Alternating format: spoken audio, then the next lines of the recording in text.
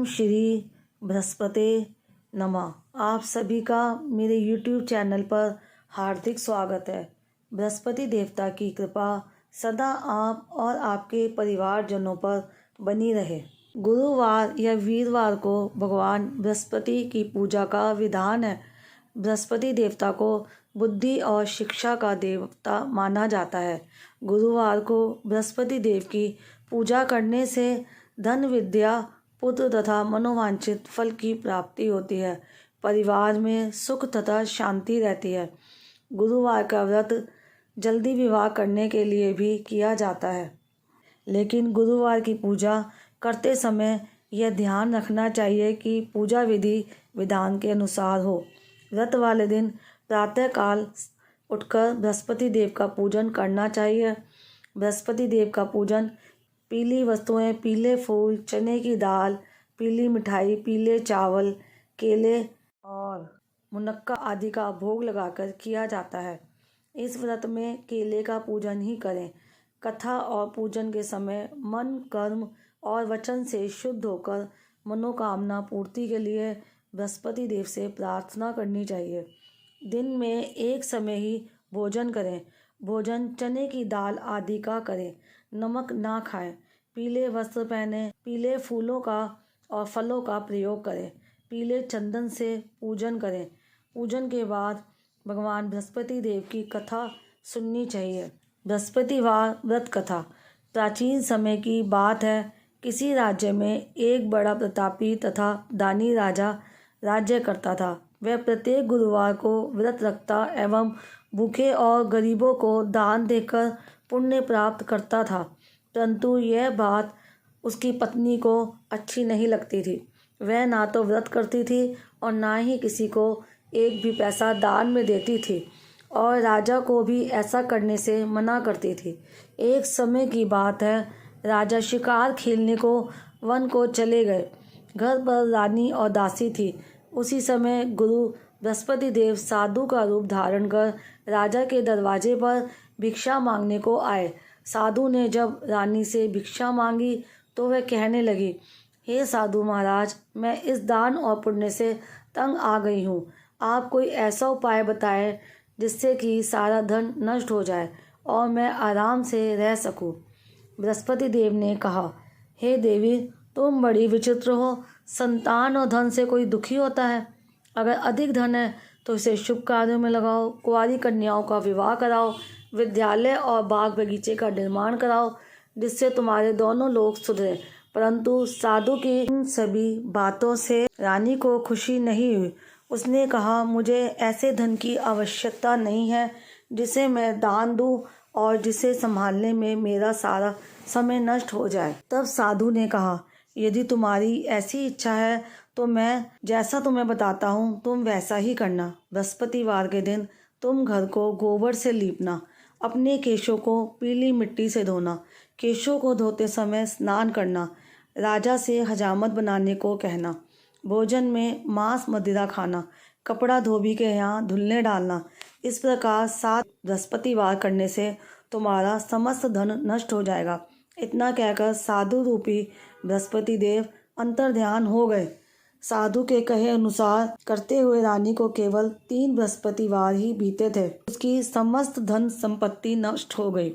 भोजन के लिए राजा का परिवार तरसने लगा। तब एक दिन राजा रानी से बोला, हे रानी, तुम यहीं रहो। मैं दूसरे देश को जाता हूँ, क्योंकि यहाँ पर सभी लोग मुझे जानते हैं, इसलिए मैं कोई छोटा कार्य नहीं कर सकता। ऐसा कहकर राजा परदेश चला गया। वहाँ वह जंगल से लकड़ी काट कर लाता और शहर में बेचता। इस तरह वह अपना जीवन व्यतीत करने लगा। इधर राजा के परदेश जाते ही रानी और दासी दुखी रहने लगी। एक बार जब रानी और दासी को 7 दिन तक बिना भोजन के रहना पड़ा तो रानी ने अपनी दासी से कहा, हे दासी, पास ही के नगर में मेरी एक बहन रहती है। वह बड़ी धनवान है, तो उसके पास जा और कुछ ले आ, ताकि थोड़ा बहुत गुजर बसर हो जाए। दासी रानी के बहन के पास गई। उस दिन बृहस्पतिवार था और रानी की बहन उस समय बृहस्पतिवार व्रत की कथा सुन रही थी। दासी ने रानी की बहन को अपनी रानी का संदेश दिया, लेकिन रानी की बड़ी बहन ने कोई उत्तर नहीं दिया। जब दासी को रानी की बहन से कोई उत्तर नहीं मिला तो वह बहुत दुखी हुई, उसे क्रोध भी आया। दासी ने वापस आकर रानी को सारी बात बता दी। सुनकर रानी ने अपने भाग्य को कोसा। उधर रानी की बहन ने सोचा कि मेरी बहन की दासी आई थी, परंतु मैं उससे नहीं बोली, इससे वह दुखी हुई होगी। कथा सुनकर और पूजन समाप्त कर वह अपनी बहन के घर आई और कहने लगी, हे बहन, मैं बृहस्पतिवार का व्रत कर रही थी। तुम्हारी दासी मेरे घर आई थी, परंतु जब तक कथा होती है तब तक ना तो उठते हैं और ना ही बोलते हैं, इसलिए मैं नहीं बोली। कहो दासी क्यों गई थी? रानी बोली, बहन तुमसे क्या छुपाऊं, हमारे घर में खाने तक को अनाज नहीं था। ऐसा कहते कहते रानी की आंखें भर आईं। उसने दासी समेत पिछले 7 दिनों से भूखे रहने तक की बात अपनी बहन को विस्तार पूर्वक सुना दी। रानी की बहन बोली, देखो बहन, भगवान बृहस्पति देव सबकी मनोकामना को पूर्ण करते हैं। देखो शायद तुम्हारे घर में अनाज रखा हो।